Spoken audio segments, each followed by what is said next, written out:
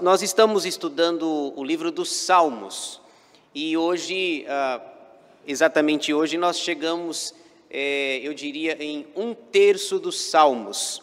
O livro dos Salmos tem 150 salmos e hoje nós chegamos exatamente em 1/3. Nós vamos estudar, eu vou mostrar para os irmãos aí. Opa, deixa eu ver se está funcionando. Aí. Hoje a minha ideia é estudar 2 salmos com os irmãos, os salmos 50 e 51. Abra sua Bíblia, por favor, nestes 2 salmos e deixe-a aberta para a exposição que nós vamos fazer desses 2 salmos da Palavra de Deus. Então hoje, como eu falei, nós chegamos em 1/3 dos salmos, considerando que são 150. O tema que eu dei para os 2 salmos é esse que os irmãos estão vendo, a adoração e a confissão a Deus. A adoração e a confissão a Deus. Esboço dos salmos 50 e 51. Eles estão divididos em 2 partes. A primeira, o salmo 50, o tema que eu dei é a verdadeira adoração. Salmo 50.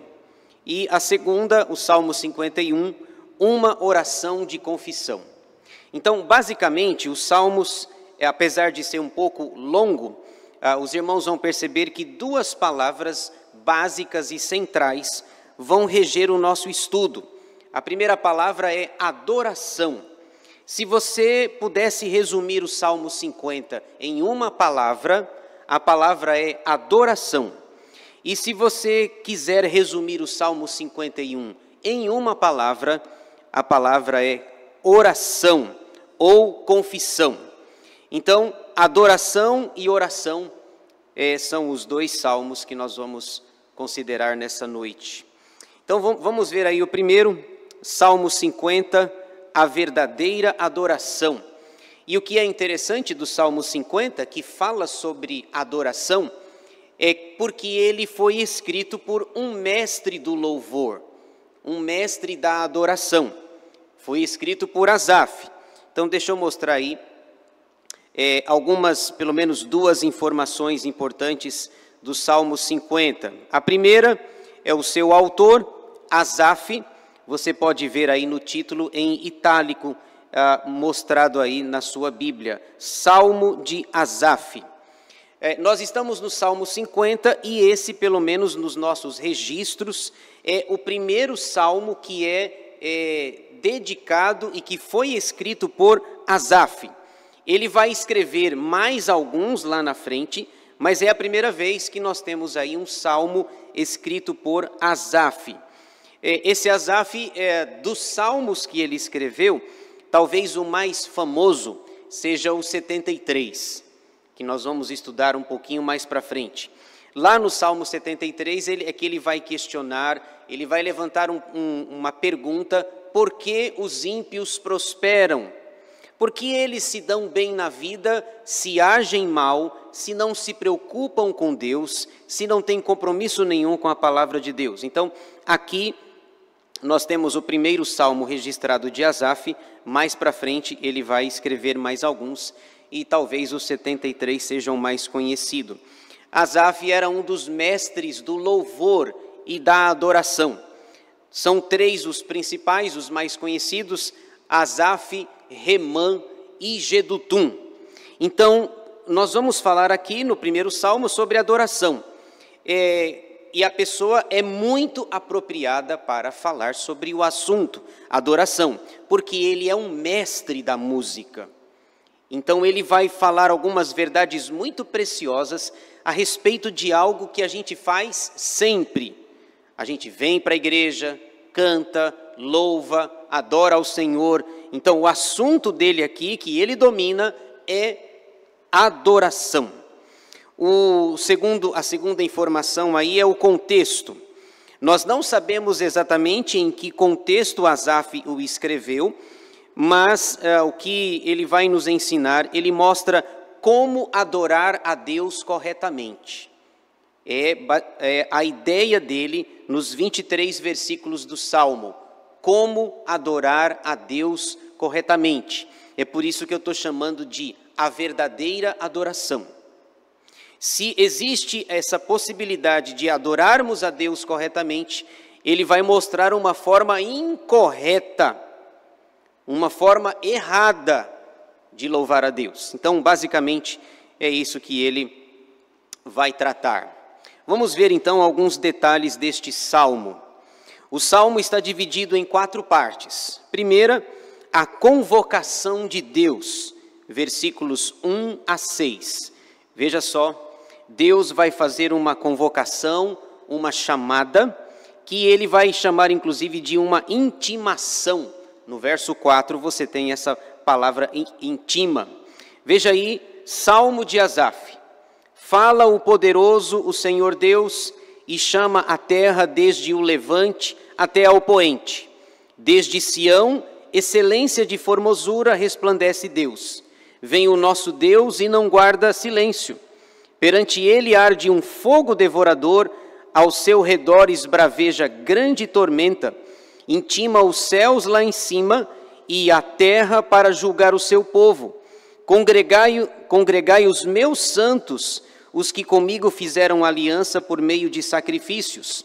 Os céus anunciam a sua justiça, porque é o próprio Deus que julga. Então, antes de mostrar a verdadeira adoração, uma adoração correta, que agrada a Deus, prescrita na palavra de Deus, ele vai mostrar que quem está fazendo essa chamada, essa intimação, essa convocação é o próprio Deus. E é interessante que no versículo 1, por exemplo, eu coloquei ali alguns detalhes, né? Quem está convocando é Deus. Mas nós temos aí 3 nomes de Deus. No versículo 1, Deus é chamado de poderoso, com P maiúsculo. Depois é chamado de Senhor, com tudo maiúsculo. É uma referência ao Deus da aliança.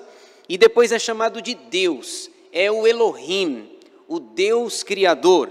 Quem está convocando o povo para adorar? Quem está chamando, instimando? É o Deus que é poderoso, Senhor da aliança e Criador de todas as coisas. A convocação que é feita para a adoração não é feita pelo Asaf. Ele é apenas um meio, um instrumento.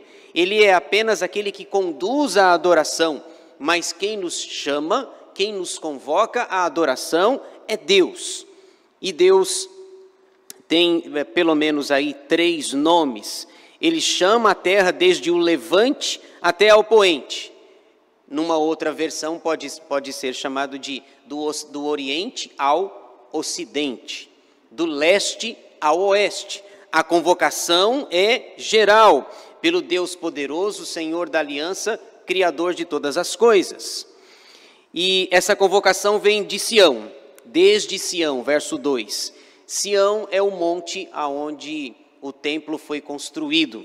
Sião, Jerusalém, a cidade de Deus, é a cidade aonde o povo adorava e celebrava o nome do Senhor.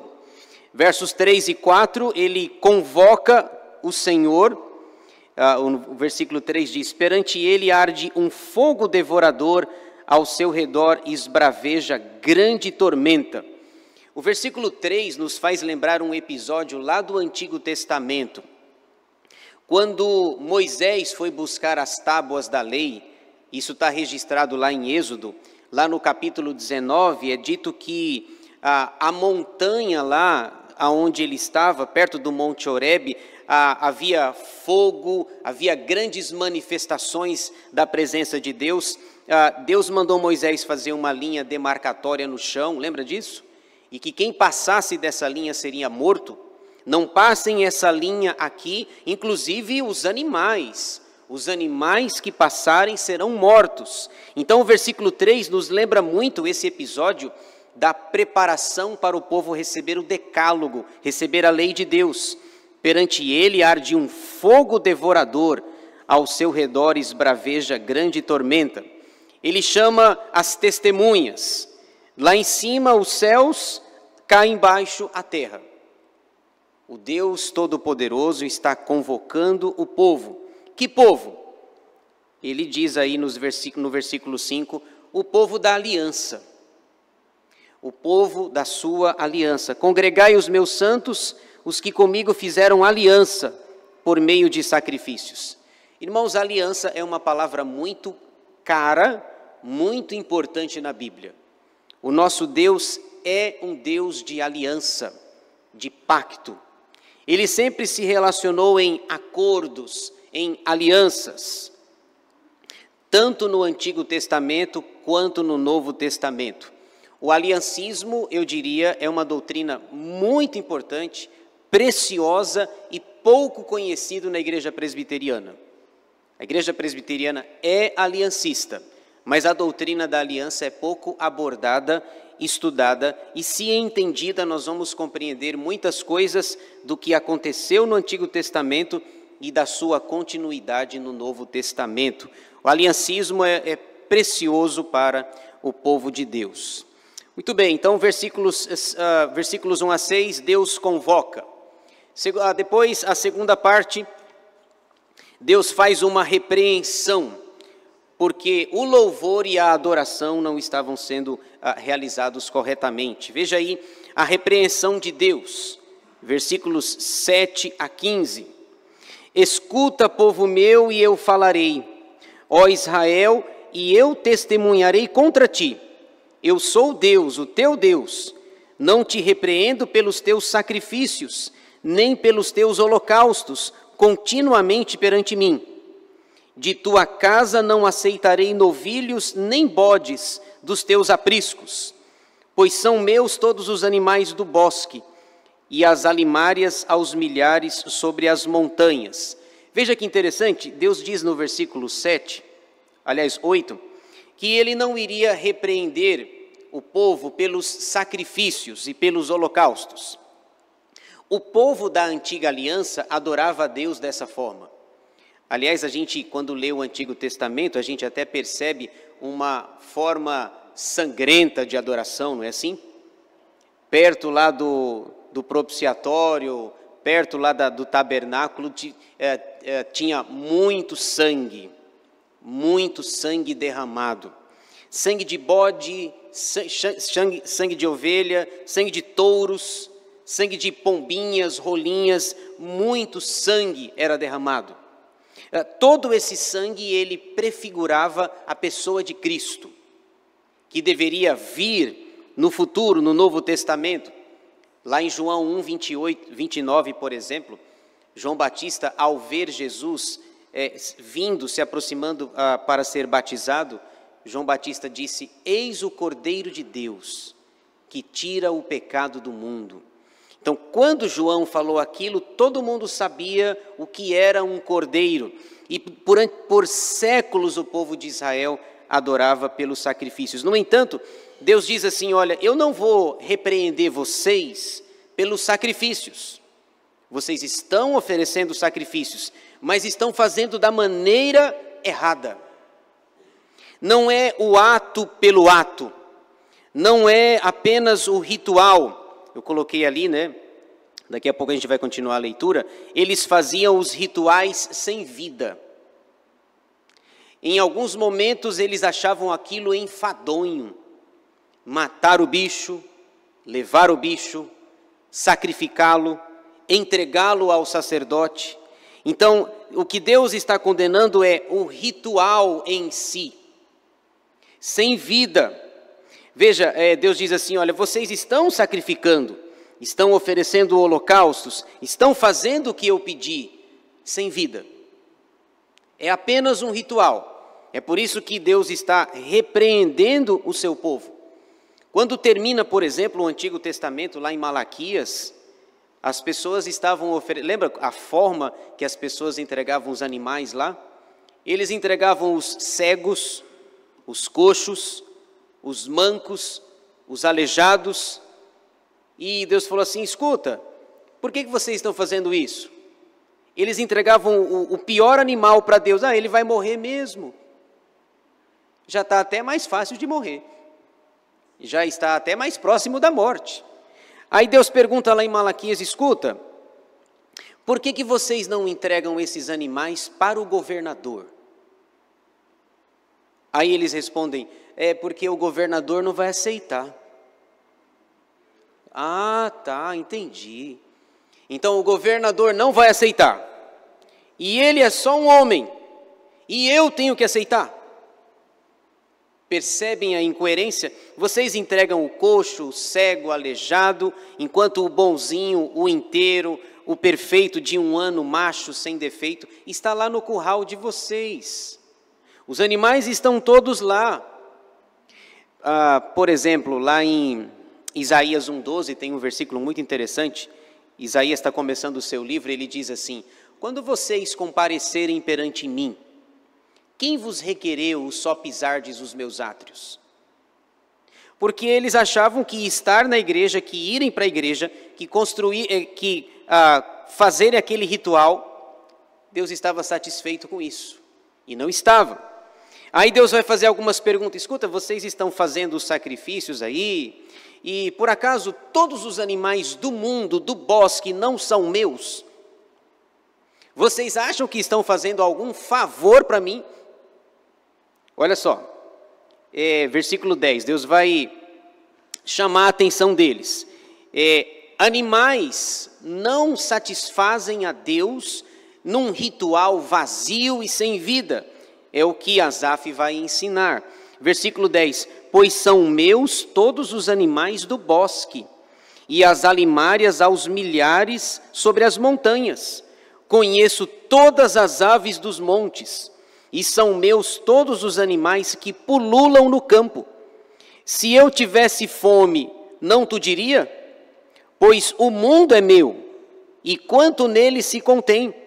Acaso como eu carne de touros, ou bebo sangue de cabritos? Percebe? Deus está repreendendo, olha, ele havia dito no versículo 8, eu vou repreender vocês, não é porque vocês estão oferecendo os sacrifícios e os holocaustos, mas é que vocês estão fazendo isso sem vida. É um ritual pelo ritual. É o ritual pelo ritual. Os estudiosos entendem essa ideia de comer carne de touros e beber sangue de cabritos. Os deuses falsos aceitavam essas oferendas, esses holocaustos, e alguns até comiam dessas comidas. E Deus está dizendo assim, vocês acham que eu sou isso daí? Que eu ajo assim? Que eu faço dessa forma? Todos os animais são meus, todas as aves são minhas, o mundo é meu, tudo é meu. Vocês acham que estão fazendo um favor para mim? Por estarem simplesmente trazendo o animal? Aí o salmista, o ponto-chave do Salmo 50, os versículos centrais do Salmo 50 são os versículos 14 e 15. Veja, aí ele mostra a forma correta de adorar a Deus. Oferece a Deus sacrifício de ações de graças e cumpre os teus votos para com o Altíssimo. Invoca-me no dia da angústia e eu te livrarei, e tu me glorificarás. A maneira correta é trazer o sacrifício, trazer os holocaustos de ações de graças, com o coração agradecido, pelo que Deus fez e pelo que Deus representa. Não é o rito pelo rito. O rito não satisfaz a Deus. O que Deus deseja, diz Asaf, é um coração agradecido. E veja que interessante, talvez isso tenha a ver conosco, né? Você em algum momento já veio para a igreja e veio para a escola dominical, para o culto, para o estudo bíblico, e aquilo não mexeu com você? Você faz tão automaticamente, você faz mecanicamente, todo domingo tem aquilo. Se não mexer com você, provavelmente você entrou num ritualismo sem vida. É por isso que às vezes fica chato, enfadonho, você sente sono, se atrasar um pouquinho, ai caramba, não é assim? Talvez nós estejamos num ritualismo, que a palavra de Deus não mexe. Eu sempre me lembro, por exemplo, lá de Lucas 24, aqueles 2 discípulos no caminho de Emaús, lembra que Jesus falava com eles lá, ia conversando, e Jesus perguntou, o que foi que aconteceu? O que aconteceu? Aí, se eu estivesse lá, eu diria, olha, o Senhor é a única pessoa no planeta que não sabe o que aconteceu nesse final de semana.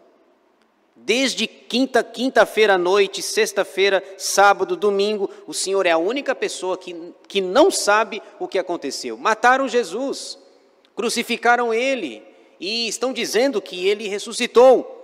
E eles não reconheceram Jesus. Jesus começa a falar das Escrituras, ensiná-los, está lá em Lucas 24, e depois Jesus se ausenta e um vira para o outro e fala assim, se eu não me engano no versículo 32, por acaso não nos ardia o coração enquanto ele falava? As palavras de Jesus precisam arder no nosso coração. Por acaso não nos ardia o coração enquanto ele falava? Ele falava com vida, falava de uma forma extraordinária. Enquanto ele falava, nós nos lembrávamos que ele anunciava, ele dizia que o Antigo Testamento previa tudo o que aconteceu. Não foi um acidente, foi um plano traçado na eternidade e executado na história e aplicado pelo Espírito Santo. Foi um plano. É preciso que a palavra de Deus mexa e arda no nosso coração.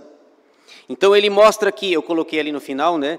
A forma correta de adorar a Deus é com gratidão, com dedicação e com invocação. Deixei tudo aí que é para combinar, para ficar mais fácil, né? A fonética fica fácil. Gratidão, você adora com gratidão, com dedicação. Dedicação aqui são os votos, que aparecem nos versículos 14 e 15, e também com invocação. Invoca-me no dia da angústia. Eu te livrarei e tu me glorificarás. E ele continua. Terceira parte, a reprovação de Deus. Deus repreende e agora reprova.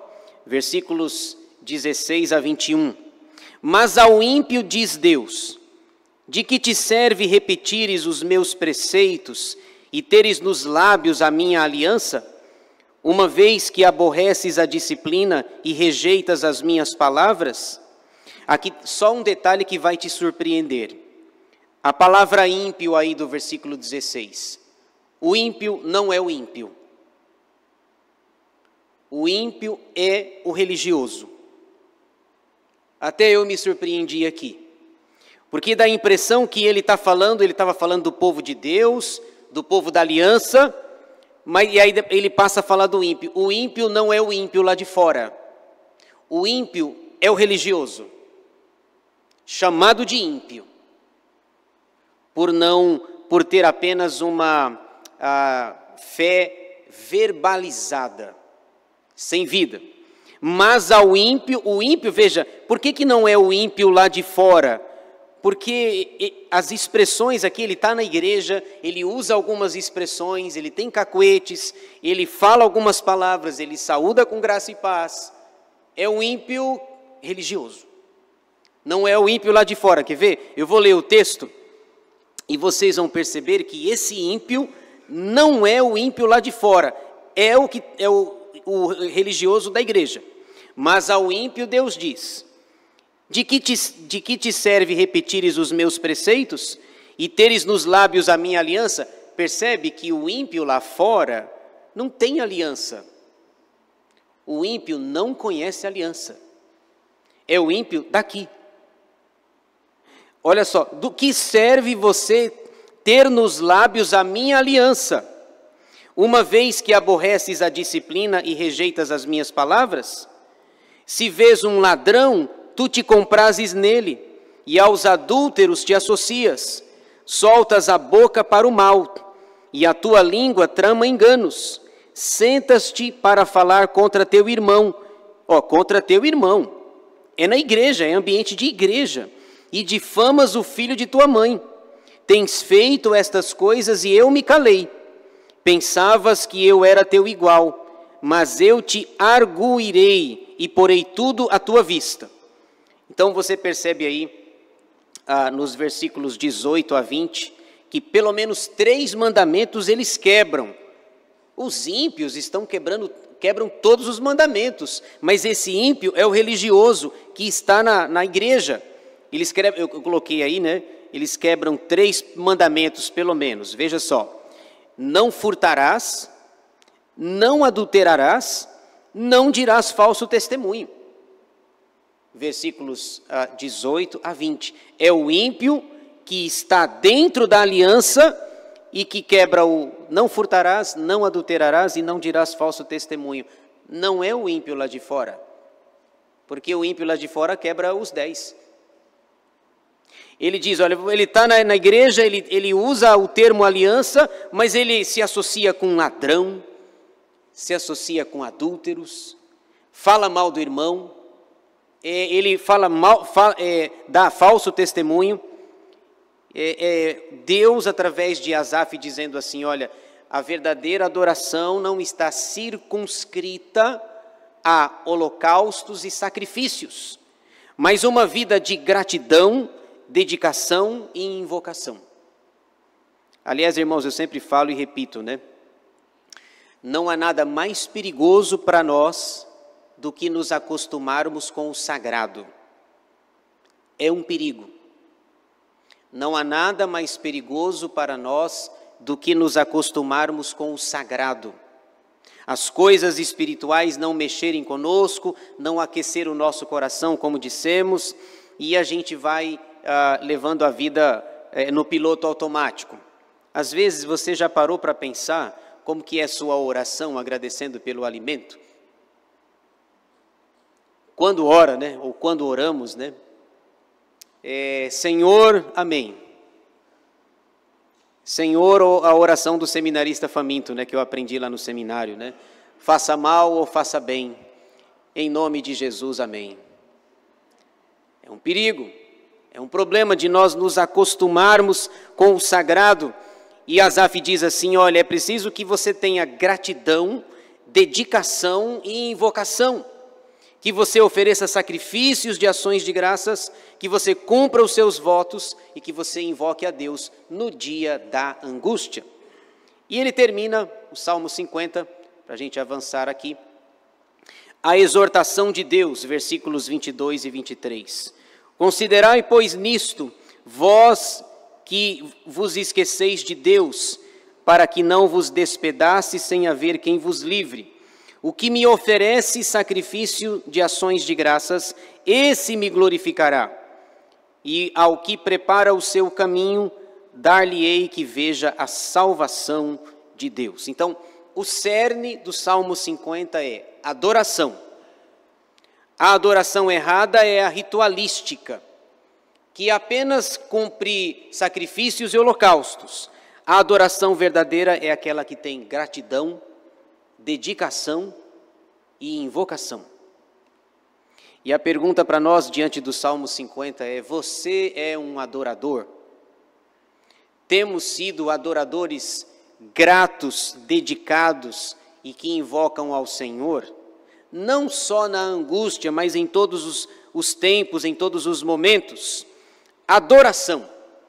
Agora vamos para mais um. O Salmo 51.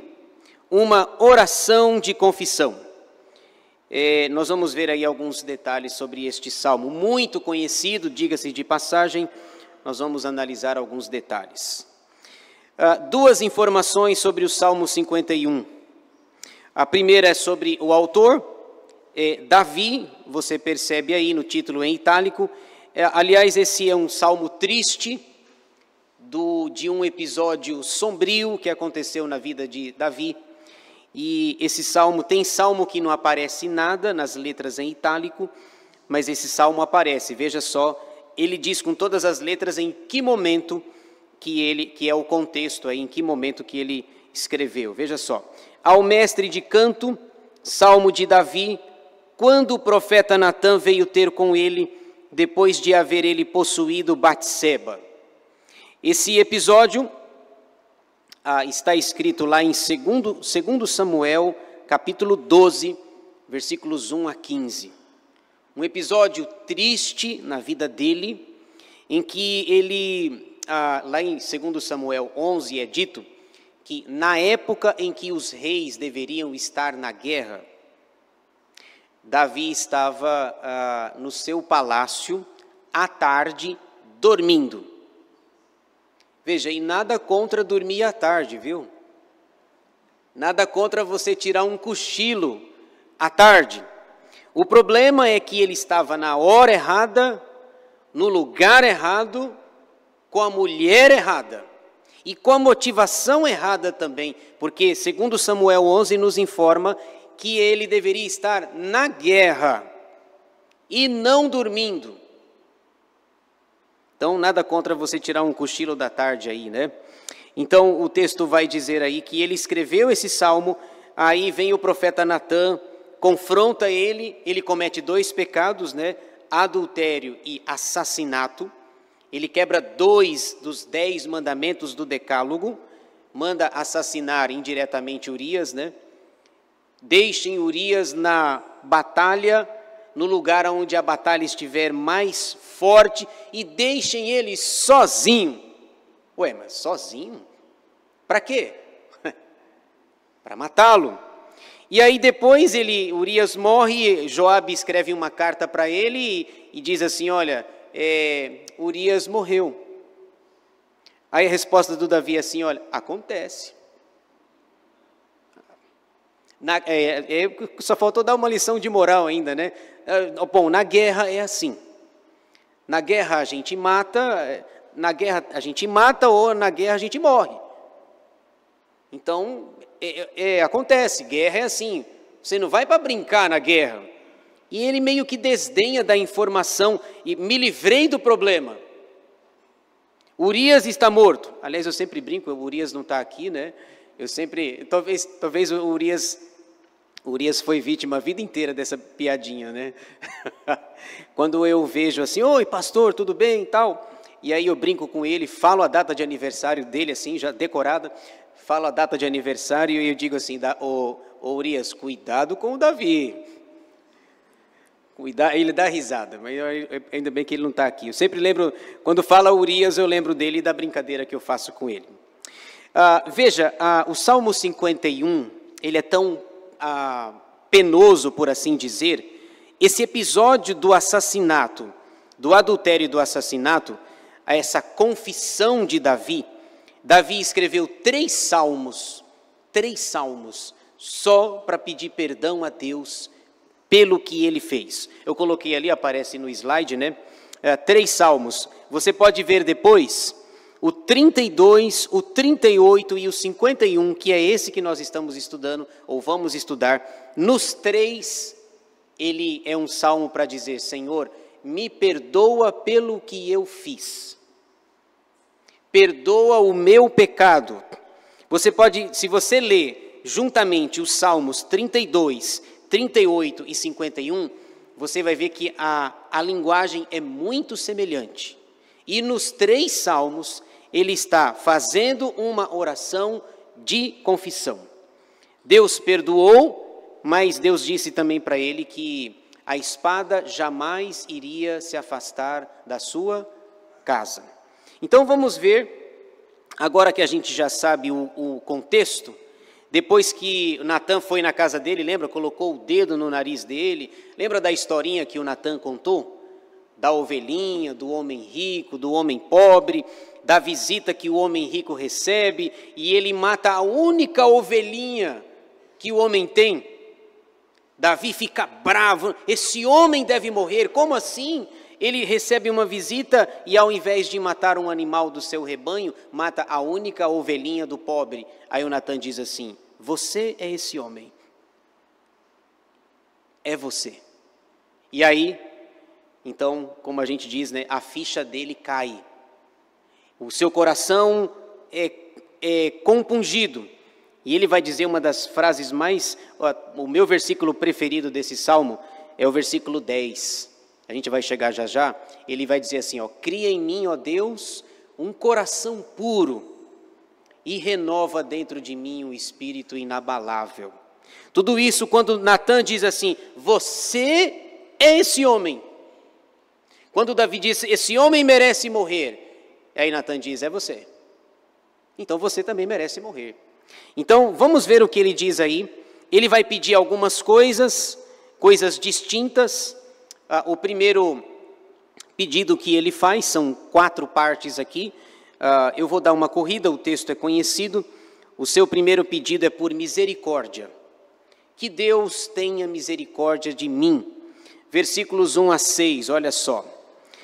Depois que Natan foi confrontá-lo, lá em 2 Samuel 12, compadece-te de mim, ó Deus, segundo a tua benignidade, e segundo a multidão das tuas misericórdias, apaga as minhas transgressões. Lava-me completamente da minha iniquidade e purifica-me do meu pecado, pois eu conheço as minhas transgressões, e o meu pecado está sempre diante de mim. Então, ele está pedindo inicialmente misericórdia para Deus. Porque o justo é ele morrer. Certo? O correto, se ele disse que o homem da ovelhinha lá, o rico, deveria morrer, a justiça é que ele deveria ser morto. Mas ele foi poupado. E ele está pedindo então, Senhor, me perdoa. Eu me conheço, eu conheço as minhas transgressões. O meu pecado está sempre diante de mim. Verso 4. Pequei contra ti somente. Aqui um detalhe interessante, né? Não foi com Batseba que ele pecou? Não foi com Urias que ele pecou? Ele está dizendo que pecou contra Deus. Como assim, Davi? O seu erro não foi ter adulterado com Batseba e matado, ainda que indiretamente, Urias? E por que você diz que pecou contra Deus? Não foi contra o casal? A ideia é que, em última instância, o que ele fez desonra a Deus. Foi com Batseba, foi com Urias, mas em última instância, quem é o desonrado também é Deus. Exato, a Letícia está lembrando, ele quebrou 2 mandamentos, né? O não adulterarás e o não matarás. Eu me lembrei, por exemplo, de um episódio lá em Gênesis 39, quando José estava na casa de Potifar, que a mulher do Potifar estava dando em cima dele, lembra? Lembra do texto? E aí a mulher, vem, deita-te comigo. E o José, não posso, olha, veja, o meu senhor, o meu patrão, me deu liberdade para tudo, mas assim, a senhora é a esposa dele. Aí o José fala algo muito interessante, pecaria eu contra Deus? A ideia, Davi quando diz, pequei contra ti, ele usa a mesma ideia de José, lá em Gênesis 39. Pecaria eu contra Deus, possuindo a esposa do meu patrão, do Potifar?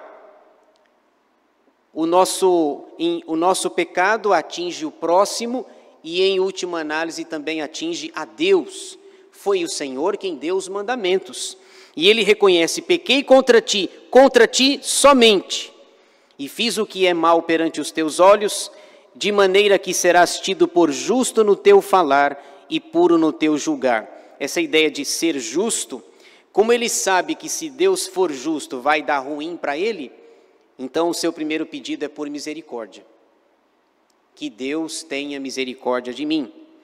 Versículo 5, eu nasci na iniquidade e em pecado me concebeu minha mãe. Esse versículo é interessante porque mostra que o pecado atinge o ser humano já na sua concepção. No nosso país, a religião majoritária do nosso país entende que o pecado até certa idade, 6 anos, 7 anos, não tem pecado se morrer. Por isso que o caixão é branco, não é assim? O caixão da criança é branquinho. Eu já fui em velório de um adulto e lá tinha uma criança havia falecido. A criança tinha 7 anos e era um caixão branco. E o pensamento o caixão é branco porque é um anjinho, não tem pecado. Até certa idade não tem pecado. Mas pelo que Davi está dizendo no versículo 5, o pecado é intrauterino. Ele diz que o pecado é na concepção. Eu nasci na iniquidade e em pecado me concebeu minha mãe. Está aí. O calvinismo defende que nós somos descendentes de Adão. Adão e Eva eram os nossos representantes federais da raça humana. E se eles eram pecadores, nós também o somos. Meu filho é pecador, meu neto será pecador, todas as gerações serão pecadoras. Eu nasci na iniquidade e em pecado me concebeu minha mãe. Verso 6, eis que te comprases na verdade, no íntimo e no recôndito me fazes conhecer a sabedoria. Então o que ele pede primeiro? Misericórdia. Depois ele vai fazer um segundo pedido aqui no Salmo. O seu pedido agora é por purificação. Veja aí, ele vai dizer, Senhor, me purifica. Versículos 7 a 12 diz assim, purifica-me com hisopo. Vocês lembram o que é hisopo?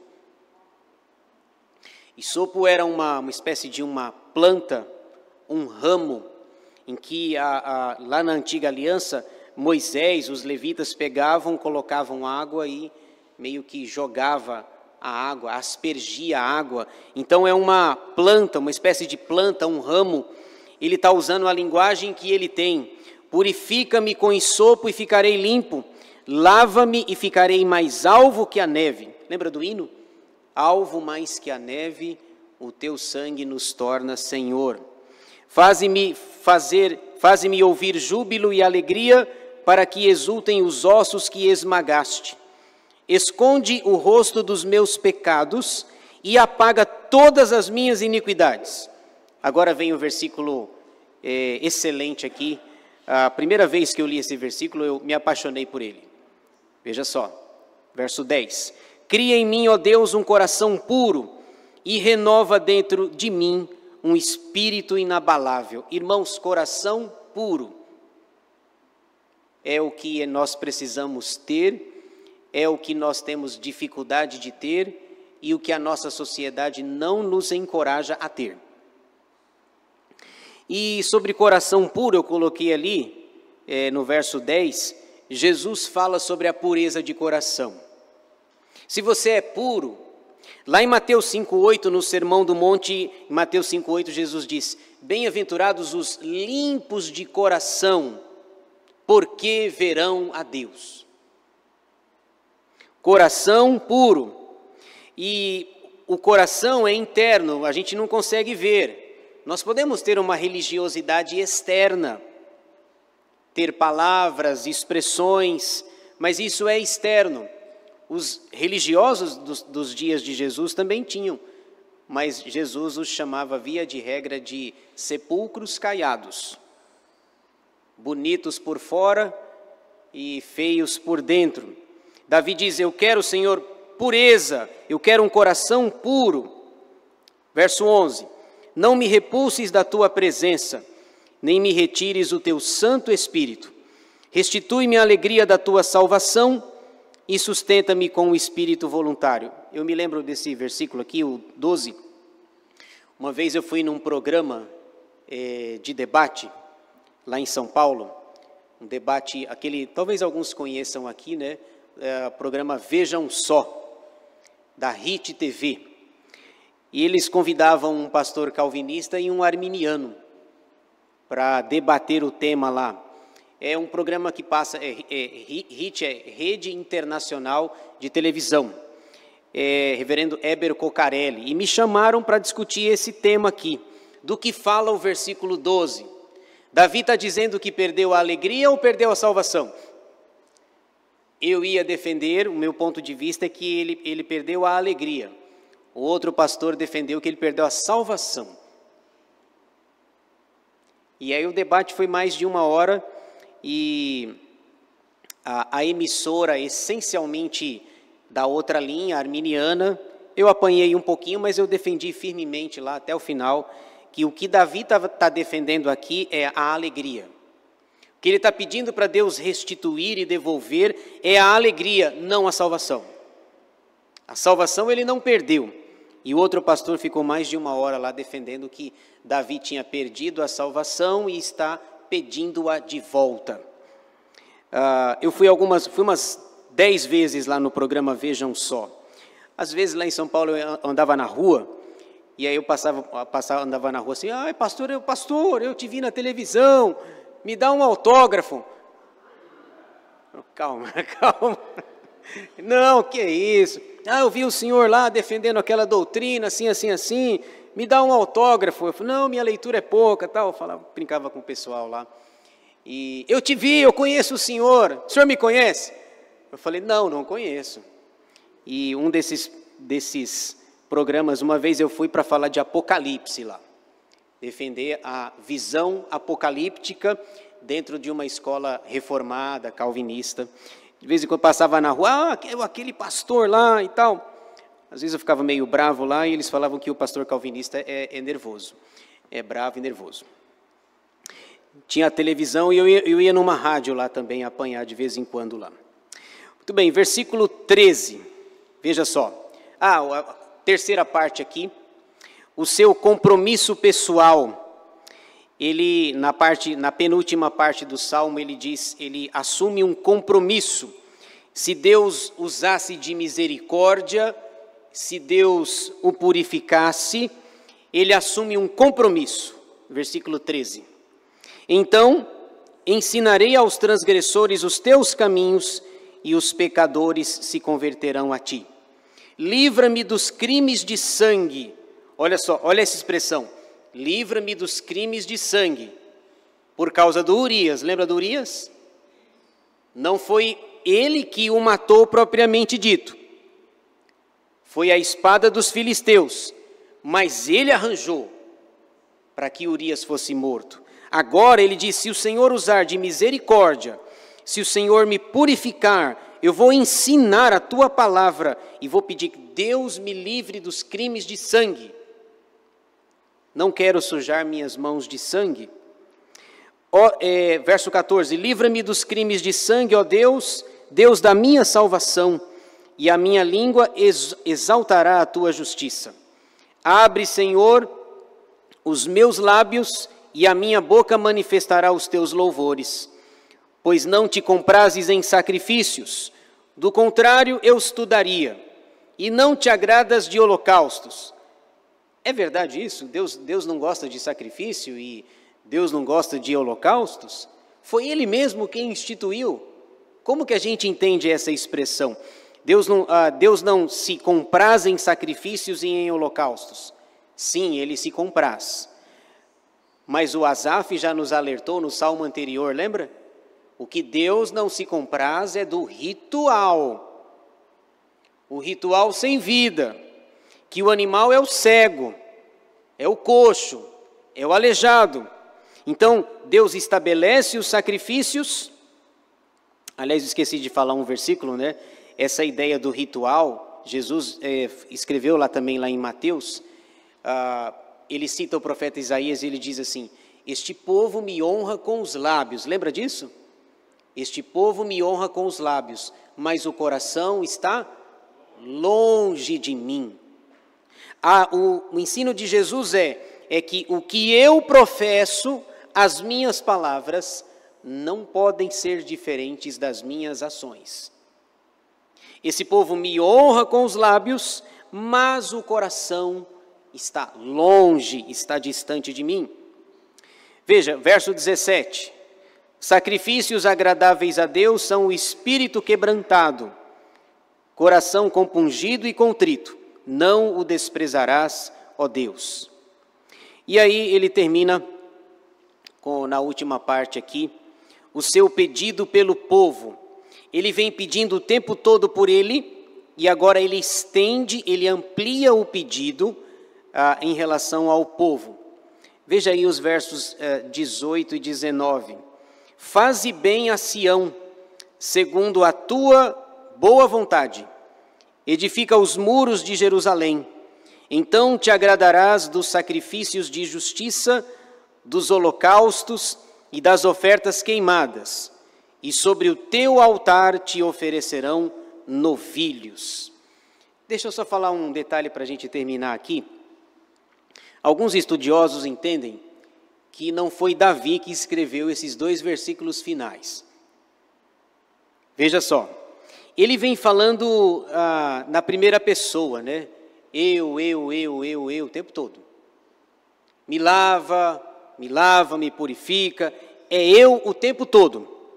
Só que nos versículos 18 e 19, esse pedido se amplia e parece mais um pedido coletivo, pelo povo. Quando ele fala, edifica os muros de Jerusalém. Na sua época, os muros de Jerusalém estavam edificados, estavam construídos. Então, há quem diga que não foi Davi que escreveu esses versículos finais, mas alguém posteriormente, que leu o Salmo, o 51, e que viu Davi pedindo por si, e que ele acaba pedindo pelo povo também, coletivamente. É uma possibilidade, que não foi ele, foi alguém, inclusive a ideia de edifica os muros de Jerusalém, também traz uma pista de que, lembra que Jerusalém foi destruído, os muros foram destruídos, depois vem Neemias, reconstrói os muros. Há quem diga que foi alguém depois do cativeiro babilônico. Então é essa possibilidade aqui, de que não foi Davi, mas foi alguém que viu ele pedindo, usando a primeira pessoa do singular, e ele usa a primeira pessoa do plural, nós. É uma possibilidade. A segunda possibilidade, e que eu me inclino, é que é ele mesmo. É ele mesmo, ele sai de si, de falar de si, e pede a bênção para o povo. Por isso que ele diz assim, olha, não faça bem só a mim. Sião aparece no Salmo 50, agora Sião aparece no 51. Faze bem a Sião, não só para mim, segundo a tua boa vontade. Edifica os muros de Jerusalém. É a ideia de que eles sejam protegidos, guardados, que os inimigos não derrubem os muros, alguma coisa dessa natureza. Que foi derrubado, depois foi derrubado. Então te agradarás dos sacrifícios de justiça, dos holocaustos e das ofertas queimadas, e sobre o teu altar se oferecerão novilhos. Então, a gente encerra aqui o estudo, Salmo 50 numa palavra adoração, Salmo 51 numa palavra oração. Como nós devemos adorar é o Salmo 50, e como nós devemos orar é o 51. É isso que eu gostaria de falar com vocês.